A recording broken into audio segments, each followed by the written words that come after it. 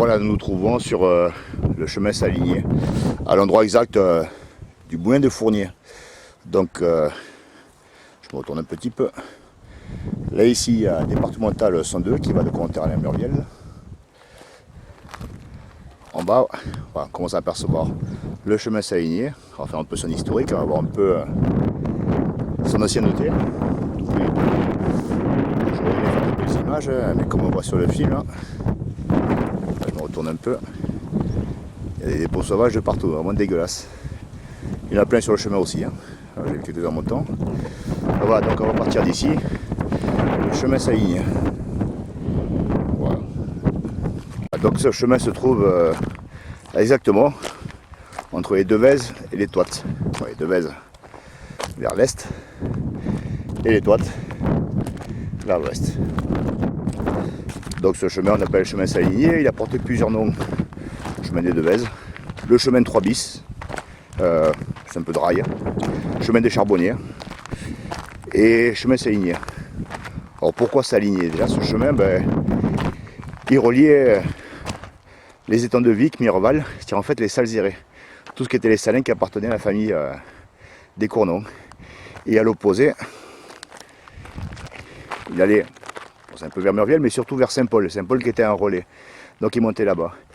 Par extension, ce chemin, il desservait 2 abbayes, celle de Maguelone au sud et celle d'Agnan un peu plus au nord. Voilà. Sur le chemin se trouvait Cournonterral, on va y arriver. Donc les gens qui empruntaient ce chemin, voilà la vue qu'ils avaient en arrivant face à la plaine, on va dire, la plaine du Terral. Donc il y a beaucoup de végétation, pas beaucoup, mais ici normalement on peut apercevoir les remparts avec les tours, voilà, toutes les fortifications. Donc ce chemin était emprunté bien sûr, alors on pense, les chemins Saligné existent depuis au moins 20 000 ans. Alors, 20 000 ans c'est très ancien, c'est depuis l'introduction des bêtes à somme au moins. Donc 20 000 ans, comme j'ai dit, les Salzérés, tous les salins appartenaient aux Cournons, il y avait un commerce énorme qui se faisait. Pendant très longtemps, posséder les salins, c'était un peu comme aujourd'hui posséder une mine d'or, on va dire un peu quand même.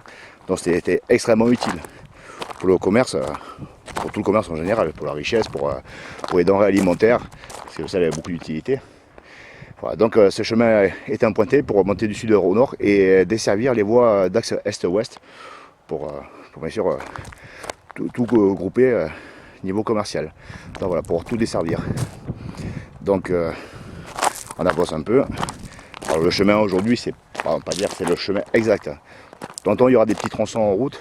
On pourra voir le chemin tel qu'il était dans son dernier jus, on va dire. Avant, il y a tout un aménagement qui ont été faits. Voilà, comme ça. De temps en temps, on peut voir au sol quelques traces d'ornières. On verra si je peux les filmer, si c'est visible à l'image. Alors on va descendre, on va emprunter le chemin. Et un peu plus loin, on va prendre le chemin que moi j'ai connu dans les années 70, on va dire encore. Partiellement du moins. On va voir un peu qui est maintenant dans son jus, enfin dans son jus. Il a laissé un chemin à l'abandon en bonne partie. Ce chemin a été coupé effectivement quand on a construit le chemin de fer d'intérêt local. Donc il a fallu qu'il passe sur le grand pont qu'on connaît, le pont d'intérêt local qui bifurque le Pignon, donc il traverse ce chemin. Et ce chemin est devenu obsolète, on va dire un peu comme ça. Une déviation a été créée, l'actuelle départementale 102, qui va de Cournonterral à Murviel. Voilà, on la connaît, celle qu'on emprunte en voiture. Et ce chemin aujourd'hui qui a montré désuet, c'est un petit chemin de campagne. Il faut dire que pendant très longtemps, c'était comme une des routes principales, une des 2 routes principales qui passaient à travers Cournonterral. Donc on va descendre vers le village. À Cournonterral, ce chemin, il aboutissait au Théron. Donc il fallait traverser les fortifications de Cournonterral pour pouvoir aller vers le sud. Et après, pour pouvoir le situer, il empruntait la rue Léon Blum aujourd'hui, la rue de la Grande Calade, la rue de l'ancienne gare, et après le départemental 114 qui va jusqu'à Vic, Mireval et Maguelone, qui dessert tout ça. Puisque de la mer, il y a quand même d'autres chemins Saligné, il n'est pas unique. Hein. Donc on en connaît qui traversent Fabrègue, Pignon, etc. Qui partent du même coin, on va dire ça c'est le coin immédiat. Voilà. Bon, j'ai parlé de 20 000 ans. Le commerce du sel, il est extrêmement ancien, on n'a pas de traces écrites. J'avais cité Avienus, dans l'Ora Maritima au IVe siècle qui parle du Kulazou. Effectivement, une partie manquante. Alors j'avais trouvé dans une version allemande de l'Ora Maritima où cette partie manquante il disait que les barbares produisaient énormément de sel et qu'ils ne faisaient qu'en commerce. Donc Albinus il n'est pas venu lui-même ici, hein, c'est qu'on est un peu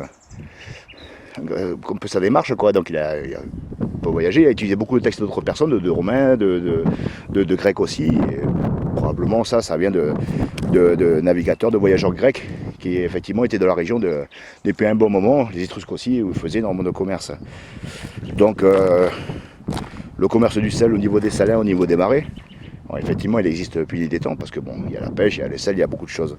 On connaît ce coin-là sous le nom de salzérés. Alors c'est plus tout utilisé, les salzérés. Les salzérés, c'est tout ce qui est salin. En fait, c'est tout ce qui, là où était produit le sel, entre au moins de Vic à Gardiole jusqu'à Maguelone. Donc c'était très grand, c'était un très gros domaine, c'était une très grosse production qui a dû amener beaucoup de richesses. Et effectivement, les Cournons au Moyen-Âge, c'est une famille quand même qui avait énormément de moyens, on va dire. Pendant un temps, on va dire quand même. Hein. Voilà, donc ce commerce, on ne peut pas le situer dans le temps, on peut quand même envisager qu'il est quand même extrêmement ancien. Voilà, je retourne un petit peu. Voilà, j'ai parlé des charles sauvages, vous en voyez d'autres un peu, c'est vraiment dégueulasse. Voilà, c'est pas petit, c'est quand même. Bon voilà, bravo les gens. Faut le voir un peu pour le croire. Hein. J'ai mis les matelas un peu plus loin. Enfin, on va passer. Allez, on continue à prendre le chemin. Et on doucement vers Conterral. Donc ici, bon, les gens ils ont prêté ce chemin qui était quand même aménagé un minimum, faire passer les charrettes. Enfin voilà, des véhicules à roues, on va dire. Et voilà, les gens ils arrivaient par ici, doucement, ils arrivaient dans la plaine. Alors il y a beaucoup de végétation, c'est dommage parce qu'on a un très beau panoramique avec la plaine en bas et la Gardiole en face de nous. Voilà. De là on voit bien la Gardiole, c'est vrai que la plaine n'était pas extrêmement visible. Et ce chemin il explique un peu l'emplacement stratégique de nos Conterral justement. À voir un peu. On va descendre doucement, sagement. Quand on arrivera à la fin du chemin, j'expliquerai un peu la démarche qu'il devait y avoir à l'époque, avant qu'ils aménagent les routes dites modernes, on va dire, avant le XVIIe siècle, un peu plus tard aussi. Donc la démarche qu'il fallait pour rejoindre le sud et les denrées qu'il y avait, amener des choses, en apporter aussi. Donc effectivement le commerce se faisait dans les deux sens. Alors vous voyez, là aujourd'hui ce chemin a été un peu aménagé pour les véhicules, les motos, je sais pas trop. Mais pas pour une portion que moi j'ai connue quand j'étais gamin, qui était empruntable.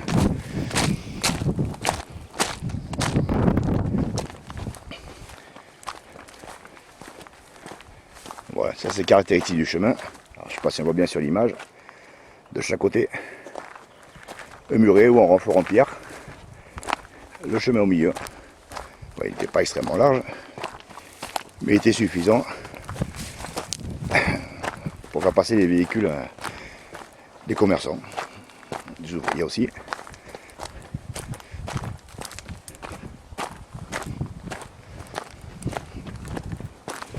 Alors, parfois si on regarde bien par terre, on voit dans des pierres des traces d'ornières assez légères. C'est pour ça quand je parle de chemin, c'est effectivement aujourd'hui un chemin, c'est un peu ça. On a une voie très bien tracée, voilà, qu'on emprunte, une route, un chemin bitume quoi. À l'époque des Romains, avant et après, une voie ça pouvait être une vallée. En fait là c'était le lieu où on passait. Donc c'était pas spécifiquement une voie bien aménagée quand même.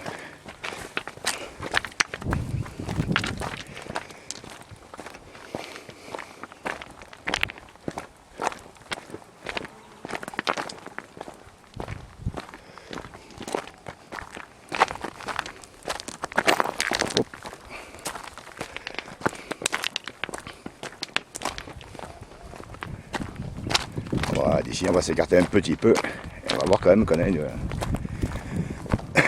une jolie vue sur Conterral.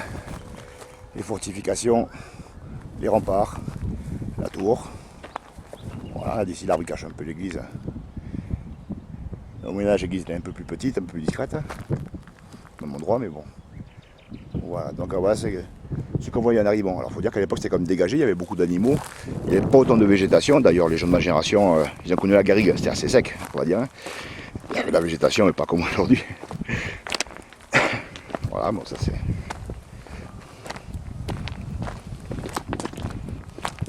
C'est bien que la nature reprenne un peu ses droits.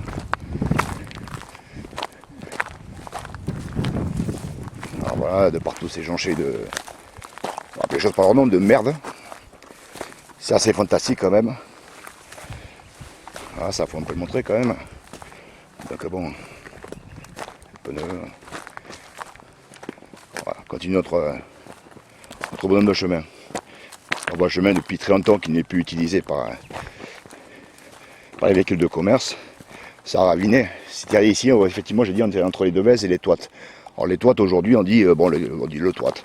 Le Toite c'est le lieu où on va trouver les statues, on va se promener un petit peu, on va dire un peu comme ça. À l'époque on appuyait les clairières. Je sais que des fois quand on ne sait pas trop, on appelle tout. Voilà, le lieu dit, on dit que ça. Les Toites en fait ce sont des petits ruisseaux, c'est ces petits écoulements. Alors on va s'arrêter à un coin chemin qui est très important pour Courant-Terral, historiquement et voilà, c'est pas extrêmement remarquable lui-même, mais quand même historiquement est très important, s'y arrêtera. Et il surplombe le petit ruisseau du Toite. Donc le fameux écoulement, ça on le verra un peu. Voilà, film Courant-Terral. Voilà, donc effectivement, vous voyez ici, la plaine en bas, dans une partie qu'on ne voit pas, qui est juste en contrebas, qui n'est pas visible. C'est pour ça que j'expliquerai, voilà, tout à l'heure on va revenir dessus. La plaine du dessus. Et après, toute la Gardiole, plein sud. Voilà, continue notre chemin.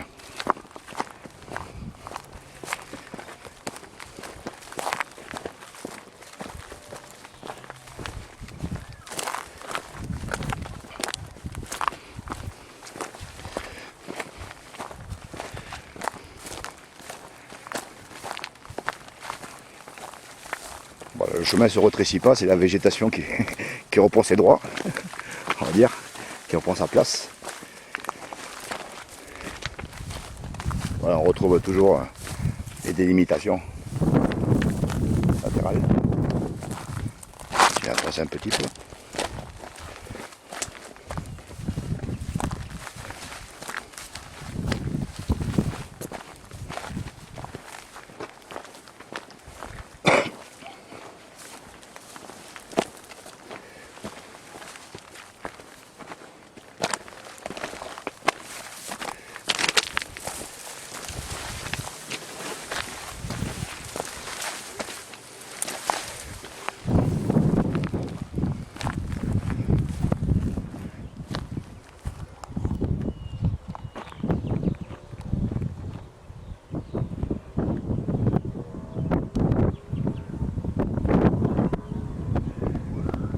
Ça c'est les remparts du XIVe siècle, celui qu'on voit.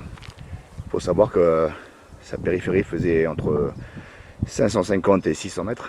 C'est quand même une agglomération qui en a imposé. À partir d'ici, on voit vraiment les graves là, on voit qu'ils sont en contrebas.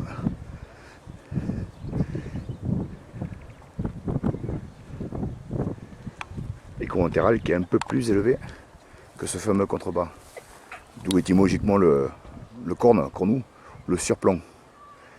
Et ici c'est pas évident, d'en bas ça le sera plus. On verra ça quand on y sera. Hein.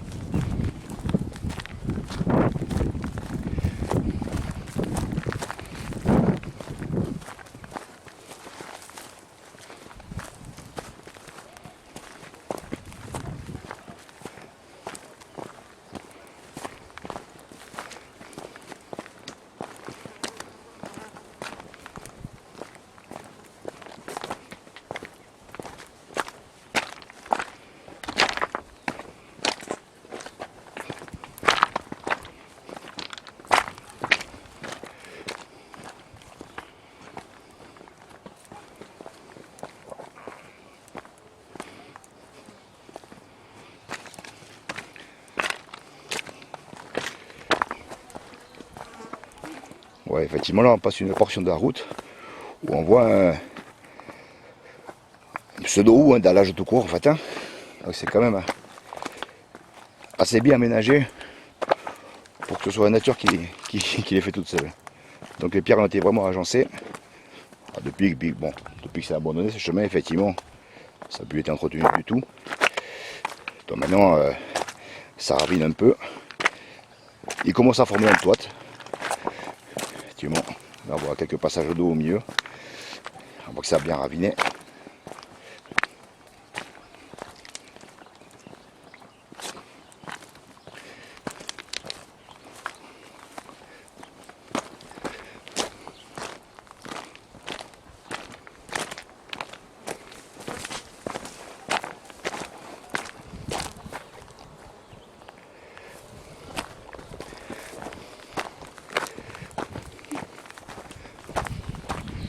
Voilà, alors ici on a une portion, le chemin n'est plus du tout visible, un petit sentier. Effectivement, juste en contrebas, sur la gauche, il y a le chemin de fer de l'intérêt local qui a été aménagé. Effectivement, autour, ça n'a rien laissé indemne. Bon, mais c'est pas grave, notre chemin il est comme là partiellement. Même s'il a été coupé, c'est pas bien grave. Donc là, voilà, on vient de faire la partie qui se trouve au nord de Conterral, au nord du pont, après le pont d'intérêt local. On va couper un petit peu et après on se retrouvera la partie qui se trouvait à l'entrée de Cournon, de Conterral. Donc aujourd'hui on verra que c'est un chemin qui est un peu abandonné aussi. Ça paye pas 2000 mais qui a quand même une importance historique pour Conterral, puisque c'est un des fondements de son existence, ça va dire quand même. Enfin, voilà. On va continuer le chemin tranquillement jusqu'au pont. Et puisqu'on est en chemin, je vais bifurquer, faire une petite parenthèse sur le lieu que j'ai dit tout à l'heure aussi, qui est hautement fondamental pour Conterral, puisque c'est l'origine de l'agglomération, de la pré-agglomération. Donc on arrive, voilà. Au fond on aperçoit le pont d'intérêt local. Voilà, je coupe le film ici et on reprendra ensuite après le petit intermède. Voilà, là nous trouvons au lieu dit, exactement au lieu, de Casalis. Oh, ouais, aujourd'hui c'est sur ce chemin de la Garrigue, pour la Garrigue. Voilà, quelques arbres importés. Donc ici à Casalis, je vais raconter une petite histoire. Avant 1984, je n'ai plus le souvenir, c'était fin des années 70, début 80. Avant 84, puisque depuis le grand incendie qu'il y a eu et est passé par ici, dans cette direction-là, quelques dizaines de mètres, très peu, il y avait deux rangées de cyprès, très hauts, deux rangées assez longues. Et à l'époque, M. Pioche, Paul Pioche, on était gamins, on allait se balader, on montait sûrement vers le Couloazou. Ils ont raconté que cette rangée marquait la rue principale d'un village, d'un vieux village qui se trouve ici, d'un ancien village. Bon, à l'époque, il nous a dit ça. Vous voyez, je fais un petit panoramique. On a quand même un peu l'impression d'être au milieu de nulle part. Bon, donc, on nous a dit ça, mais bon, on n'y a pas tenu plus n'importe ça. Puis bon, on était gamins, ça ne nous intéressait pas vraiment, ça. Donc ça, c'était avant 1984. Et, on va dire, 30 ans plus tard, j'intègre le GRAC, le groupe de recherche sur les archives de Conterral. Et on fait des recherches, et puis on tombe sur le nom Casaligis, prononcé correctement. Bon, généralement, je le prononce Casaligis, à dire la prononciation moderne, Casaligis. Alors Casaligis, ça veut dire exactement, c'est un ensemble de masures. Vous voyez ici, on est à Casalis. Et donc ce lieu de Casaligis, il est testé plusieurs fois, et on se posait la question, c'est quand même un ensemble de masures, une sorte d'agglomération. C'est un peu étonnant quand même. On a cherché. Dans les compoints, on a trouvé d'autres traces, plus récentes que celles du Moyen-Âge. Effectivement, sur le compoint, on trouve Casaliris, Casariris.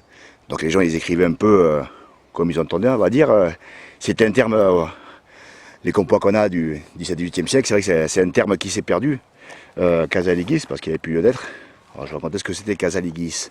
Casaligis, c'est un ensemble de masures. C'est vraiment une agglomération. Donc après Charlemagne, et le siècle suivant, il y a un système politique qui a été mis en place qui s'appelle la féodalité. C'est Casaligis, c'est pas unique ici à Conterral, il y en avait à Montbazin, d'autres endroits. Donc c'était des gens qui étaient pas assujettis à ce système politique, qui sont venus au XIIe siècle, qui sont devenus. Et ici, vraiment, cet endroit exact, voilà, donc il y avait vraiment le pré-Cournonterral. Cournonterral, c'est un endroit qui a toujours été occupé depuis la nuit des temps, hein, depuis l'époque préhistorique, hein, occupé par les humains, pas par les animaux, voilà, par les humains, les Gaulois, les Gallo-Romains, les Chasséens, etc. Et donc ces gens-là, du tout premier Moyen-Âge, qui étaient là. Alors combien ils y étaient, on ne sait pas. Combien il y avait de maisons, on n'en sait rien, en quoi elles étaient faites. Probablement pas en dur, c'est-à-dire sûrement en bois, en torchis, pas en pierre, puisque des traces, il y a presque pas du tout. Il faut savoir que cet endroit aussi a servi, à l'époque où le pont a été construit au 19e siècle, a servi de campement aux ouvriers. Donc aujourd'hui, ça va faire des fouilles, c'est assez compliqué. Bon, ça a quand même un petit terrain privé aussi, donc on ne peut pas faire tout n'importe quoi. Donc ces gens, il y avait une agglomération qui devait être quand même assez importante, qui n'est pas loin du chemin Saligné, qu'on a emprunté tout à l'heure. Et ces gens, j'avais déjà dit, au XIe siècle, ils sont descendus un peu plus bas, s'installer derrière les remparts, qui c'est déjà qu'il y avait déjà un castellum. Dès l'an 980, il y a déjà un castellum en Cournonterral, c'est-à-dire un bâtiment fortifié. Donc ces gens-là se trouvent ici. C'est quand même, aujourd'hui, c'est vrai que c'est, voilà, je fais tout autour. On voit que, bon, ça paye pas de mine. Alors ce serait bien qu'un jour des historiens, des archéologues, je sais pas, qu'on se penche un peu plus dessus, pour en savoir un peu plus sur ces gens-là, voir sur ce véritable passé pas de Cournonterralais, parce que bon, il y a les familles à Sautre aujourd'hui, mais de Cournonterral.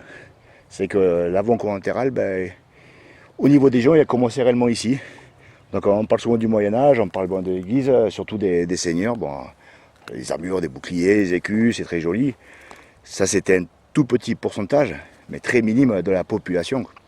Et c'est que les autres gens, ben, finalement, historiquement, on en parle très peu, voire pas du tout. Hein. On cite les rois, les comtes, les barons, ce qu'on veut, les chevaliers, qui représentent un très très très petit pourcentage de la population réelle. Et donc, ce serait bien qu'un jour, on sache un peu plus sur ces gens qui habitaient ici. Combien de temps ils ont pu rester, ce qu'ils faisaient exactement. Alors sûrement, c'était, comme je dis, bon, c'était un ensemble de masures. Donc c'était probablement organisé au niveau de la culture de l'élevage. Peut-être du commerce aussi, puisque vu la proximité de la voie du chemin Saligné qui est à côté, donc c'est probable. Aujourd'hui, on sait que des hypothèses. Mais bon, déjà, voilà, ce Casalis, il se trouve entre le Toit, qui se trouve de ce côté, les Devèze de l'autre, et au sud, il s'étend jusqu'au Coulazou. Voilà, on connaît une partie en bas avec les fameux oliviers. Voilà, Casalis se termine ici. Donc dans les compois, c'est quand on a trouvé plusieurs noms, Casairi, enfin voilà, quand on a écrit d'oreille et quand on n'avait pas trop de la région, plus un terme qui n'est plus vraiment utilisé du tout même. C'est compliqué de pouvoir l'écrire correctement, mais du coup en faisant le rapprochement, ben, on a pu déterminer que voilà, ici on a l'emplacement exact de ce Casaligis. Il y a un autre lieu qui a été appelé comme ça, une fois dans les archives, alors peut-être ils ne se trompent pas à l'époque, c'est Saint-Julien de Scafiac. Ils ont appelé une fois Saint-Julien de Casaligis, pourquoi? Je ne sais pas trop. Bon, c'est pas bien. Il y avait un autre Casaligis qui est connu de la région aussi, enfin qui est connu au niveau archive. L'emplacement par contre, je ne sais pas du tout, c'est au nord de Montbazin. C'est la même configuration que celle de Cournonterral. Là, on a vu dans les articles précédents un peu l'ensemble, les Castellum, Castrum, c'est quand même, ils ne sont pas montés n'importe où, c'est quand même stratégique on va dire. Hein. Donc voilà, il y en a ces mêmes configurations et ces Castellum, Castrum, effectivement ça profitait déjà de structures qu'il y avait déjà sur place.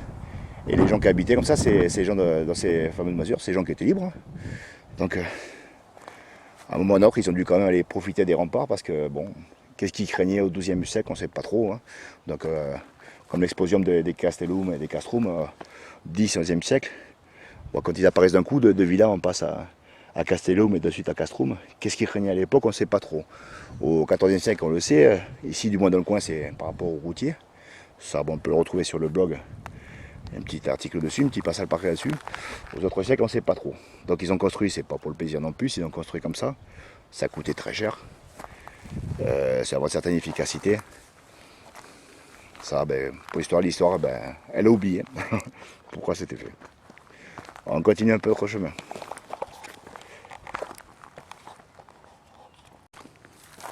Voilà, j'ai parlé de Paul Pioche. C'est vrai que si à l'époque, bon, on avait pris ça un peu à la légère. Hein. Des fois, les anciens, bon, ils peuvent sortir des sornettes, hein, il y en a beaucoup. À Conterel, c'est vrai que c'est comme une terre de légende, il y en a énormément. Et une terre de légende a la peau très dure.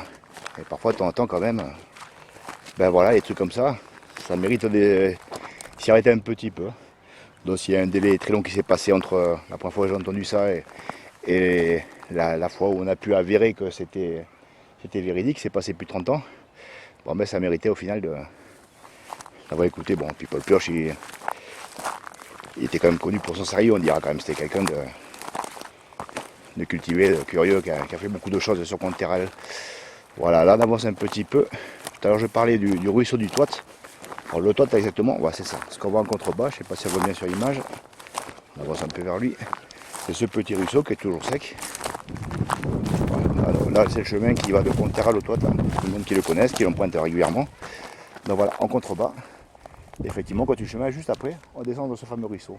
Le Toit, c'est lui, le Toit, ça veut dire écoulement. Alors il n'y en a pas qu'un, il y en a d'autres. Ça c'est celui le plus profond, on va dire, et celui qui coule le plus régulièrement. Alors quand je dis régulièrement, c'est quand même vraiment très occasionnel. Voilà, et là on prend le chemin pour rejoindre le Conterel, où on reprendra notre chemin s'aligner. Voilà, quand on y sera. Voilà, je filme un peu ce milieu naturel qu'en face de nous. Ça va aider un peu à une meilleure compréhension quand on sera en bas des remparts. Alors, vous voyez, on a un mur assez abrupt, qui n'est pas escaladable, c'est assez frite, hein, c'est très dangereux d'ailleurs, hein, qui sera mis au fur et à mesure. Ça, ce mur naturel, il s'étendait très loin, jusqu'au Baou. Donc, bon, on le voit partiellement, quelques maisons au-dessus. Ah, c'est très friable, c'est très dangereux, ça. Et quand on descendait de ce fameux chemin Séligné, ben, on arrivait face à ça. Donc en fait, on avait quand même un endroit vraiment infranchissable. C'est vraiment un cul-de-sac au final.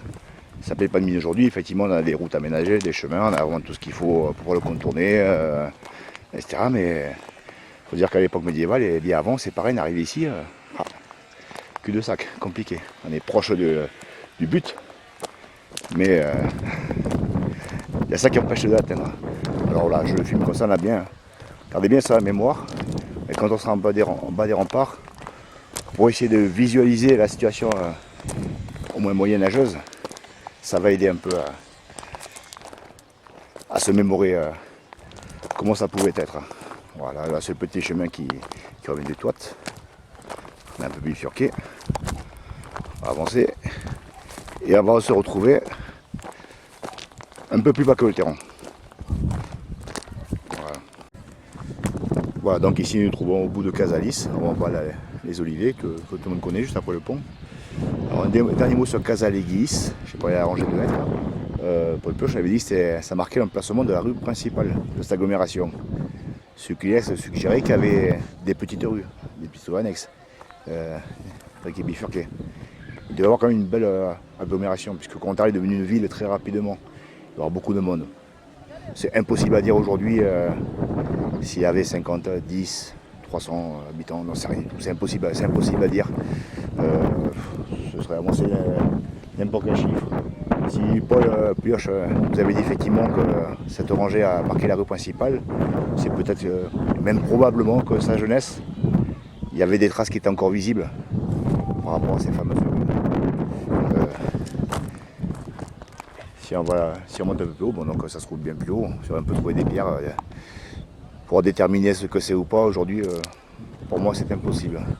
Donc voilà, comme j'ai dit tout à l'heure, ce serait bien qu'un jour quelqu'un se penche dessus, c'est pas mal. De voir un peu ses habitants qui retrouvent un peu une place dans l'histoire tout court. Comme j'ai dit, bon, l'histoire, c'est l'histoire médiévale, surtout elle se limite aux chevaliers, les batailles, les choses comme ça. Ça représente 0,00% de la population quand même.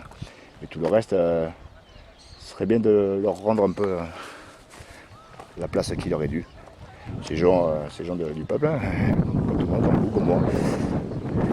Voilà, on avance un petit peu maintenant. Voilà, ça c'est les petits chemins qui descendent de Casalis jusqu'à le Coazou. On voit que ça ravine un petit peu, j'ai pas eu du toit.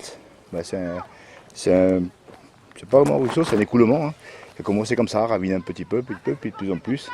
Ça a creusé comme ça, et ici, bon, on les connaît depuis longtemps. Ça c'est glissant proche du pont d'intérêt local. Un peu, c'est ce qu'on emprunte pour se promener, c'est dégager de la végétation, c'est un peu comme belle parfois. Mais bon, voilà, c'est pas des grands. C'est pas du grand canyon non plus. Bon, bien que comme l'eau ravine, au fur et à mesure avec les années. Certains endroits ça forme des ruisseaux, d'autres ça forme des rivières, beaucoup d'autres choses. Voilà, le chemin s'est aligné, suite et fin du chemin. Alors on voit ici, sur la végétation, on devine bien le passage.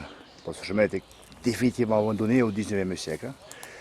Même si pendant 30 ans c'était des axes principales qui menaient et qui partaient de Conterral. C'est définitivement abandonné. Aujourd'hui, bon, c'est un coin de garrigue comme un autre. Donc on va l'emprunter pour arriver à Conterral. On voit toujours le même principe qu'on a vu un peu plus haut. Le chemin qui est délimité de chaque côté, par un muret ou par un renfort. Donc c'est vrai qu'aujourd'hui il y a beaucoup de végétation. On ne voit pas trop ce qu'il y a devant nous, à l'image. Après je vais essayer de vous expliquer un peu. Donc, les gens empruntaient ce chemin. Ils arrivaient à destination entre guillemets, ils arrivaient à Conterral. Puisque leur destination quand même c'était aller récupérer du sel, de Conterral ou de Vic. Et effectivement c'est un accès au Salin, mais aussi au port. Puisque Vic, il y avait un port, il y en avait aussi à Maguelone.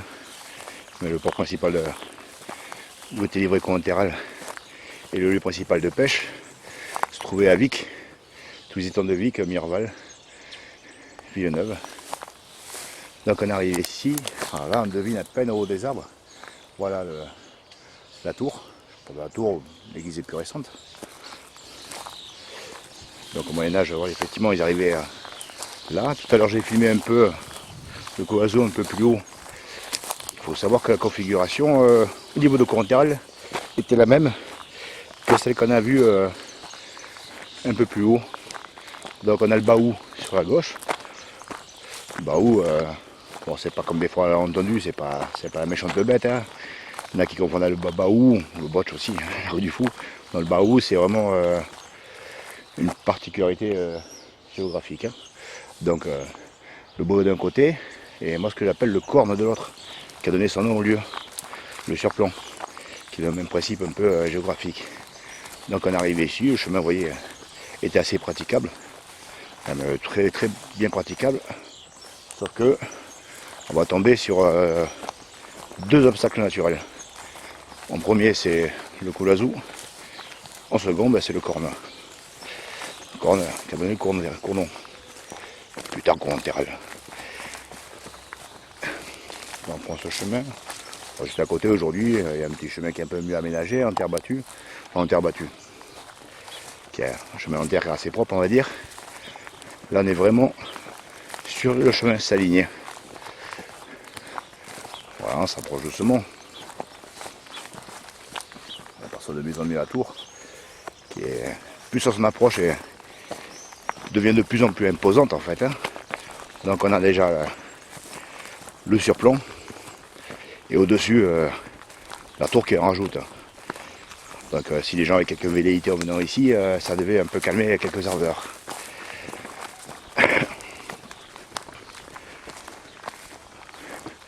Voilà.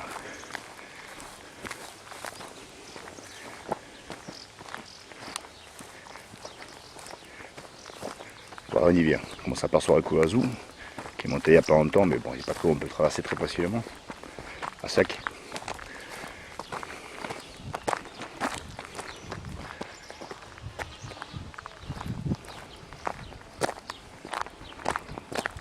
Premier obstacle naturel, le Coazou. Ici, à l'époque, il y avait des pierres, on appelait ça la passe des Romains. Effectivement, ici, c'est une passe. Hein. Il y a une passe, un endroit c'est un peu aménagé pour franchir un ruisseau aux rivières. C'est-à-dire que le Coazou, à l'époque, bon, avant le Moyen-Âge, coulait beaucoup plus qu'aujourd'hui. Hein. traverser.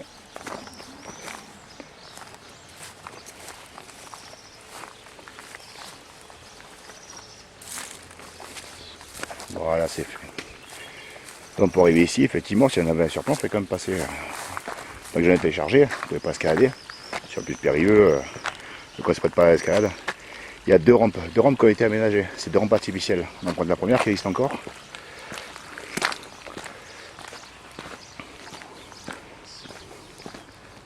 Alors j'ai parlé des dépôts sauvages, bon, c'est pas mieux. Hein. Donc première rampe artificielle. On va aller jusqu'au bout d'elle, jusqu'où elle allait.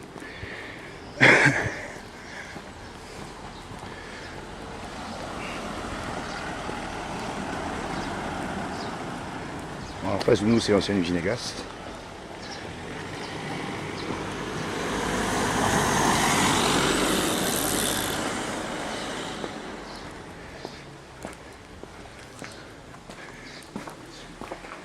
Bon, ici on reconnaît le puits qui est à côté du terron. Ici derrière ce mur, ben, la rampe peut continuer juste après ce mur. Et monter jusqu'ici. Et après, voilà, on voit le mur de la salle de la miséricorde, c'est là où autrefois on allait faire le catéchisme. C'est bifurqué sur la droite. Ici il y avait l'église romane, qui faisait pas ce volume bien sûr.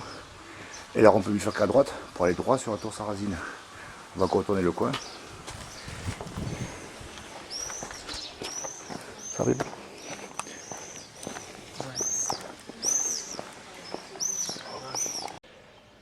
Voilà, donc on a emprunté la première rampe. Et ici on se trouve sur ce qu'on appelle aujourd'hui le boulevard du Terron. Alors comme j'ai filmé un peu plus haut, bon, aujourd'hui on a une route aménagée. Là en dessous c'est que du remblai, c'est que du gravat. Ça, ce chemin a été aménagé au XVIIe siècle. Il faut voir ici on avait un aplomb en fait. Hein. Donc c'était assez raide, donc c'était pas praticable, pas quoi que ce soit. Donc on a emprunté la première rampe. Et la seconde rampe est bifurquée. Elle arrivait exactement ici.